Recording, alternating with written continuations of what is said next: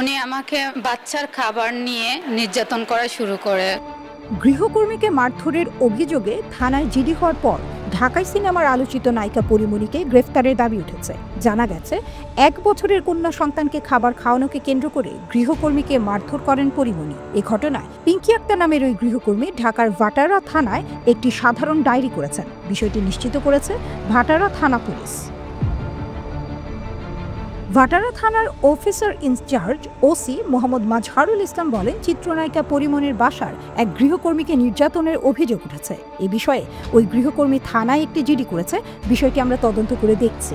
গৃহকর্মীকে মারধরের বিষয়টি জানাজানি হলে সামাজিক যোগাযোগ মাধ্যমে পরীমনিকে নিয়ে তুমুল সমালোচনা চলছে। নেটিজেনরা নায়িকাকে গ্রেফতারের দাবিও জানিয়েছেন। আব্দুর রহমান ভুট্টো নামে এক ব্যক্তি লিখেছেন, পরীমনিকে কেন এখনো গ্রেফতার করা হচ্ছে না।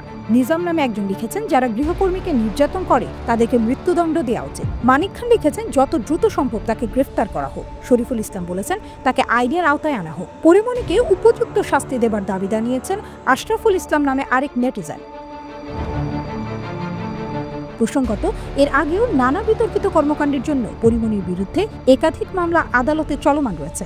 2021 সালের 6 জুলাই ঢাকার সিনিয়র জুডিশিয়াল ম্যাজিস্ট্রেট রাজীব হাসানের আদালতে ব্যবসায়ী নাসিরউদ্দিন মাহমুদ বাদী হয়ে পরীমনি সহ 3 জনের বিরুদ্ধে একটি মামলা করেন। মামলায় নাসিরউদ্দিন উল্লেখ করেন, পরীমনি ও তার সহযোগীরা অ্যালকোহল সেবনে অভ্যস্ত। তারা সুযোগ বুঝে বিভিন্ন নামিদামি ক্লাবে ঢুকে অ্যালকোহল পান করেন এবং পার্সেল নিয়ে মূল্য পরিশোধ করেন না। পরীমনি তার পরিচিত পুলিশ কর্মকর্তাদের দিয়ে মিথ্যা মামলা করে হয়রানির ভয় দেখান।